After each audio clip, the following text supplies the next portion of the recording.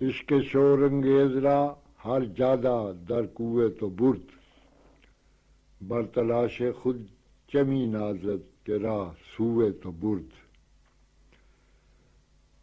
مرزا غالب نے کہا تھا، ہر جا کنیم سجدہ بداں آستان رسد، کہ جہاں بھی ہم سجدہ کرتے ہیں اسی آستان پر پہنچ جاتا ہے، لیکن یہ سجدہ کرنے والے کے قلب اور اس کے ذوق و شوق کی بات ہے۔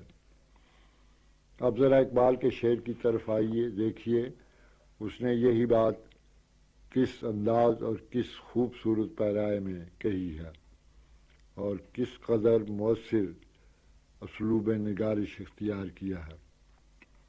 خدا سے خطاب کر کے کہتا ہے، عشق ہنگامہ خیز کی جتنی راہیں تھیں ان میں سے ہر راہ تیرے ہی کوچے کی طرف رہنمائی کرتی تھی۔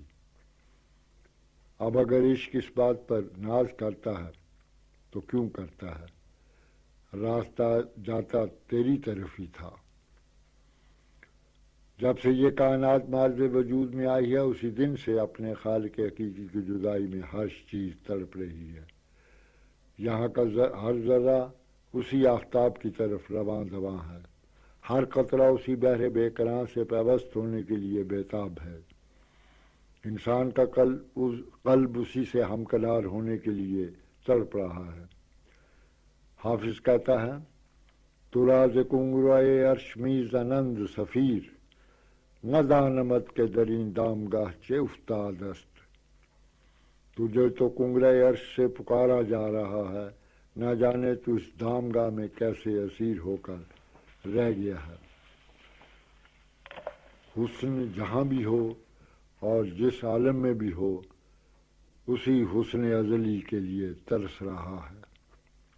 ایک شاعر نے اس کی کیسے مجازی تصویر کھینچی، اپنے مرکز کی طرف مائل پرواز تھا حسن، بھولتا ہی نہیں عالم تیری انگڑائی کا۔ یہی متصوفانہ تصورات اقبال کے شعر کی بنیاد ہیں، لیکن اس کا زاویہ نگاہ مختلف ہے۔ اس کے نزدیک انسانی زندگی اسی ذات کی طرف مائل ہے، بلکہ مقصود حیات ہی یہی ہے کہ ایک بلند روحانی نصب العین کی طرف پرواز کرتی چلی جائے۔ انسان میں صفات الہیہ جبلی طور پر موجود ہیں، ان کی نشو و نما غایت حیات ہے۔ یہی صفات اسے کشاں لیے جا رہی ہیں۔ زندگی کے سارے ہنگامے اس سلسلے کی ساری توغدا اس جذبے کی کار فرمائی ہے۔ یہ نہ ہو تو زندگی ساکت ہو جائے اور سعی و عمل میں جمود آ جائے۔ اقبال کہتا ہے کہ یہ سارا ہنگامہ حیات فطری شے ہے، انسان کتنا ہی کیوں نہ بھٹک جائے اس کا قلب اس کے لیے بےتاب ہی رہے گا، اور اگر اس کا ذوق و شوق اسے اس راہ مستقیم کی طرف سے لے جا رہا ہے تو اسے اس پر نازا ہونے کا کوئی موقع نہیں۔ یہ تو خود اسی جذبے کا کارنامہ ہے، اس راہ پہ چلنے کے سوا اور کوئی چارہ کار ہی نہیں تھا۔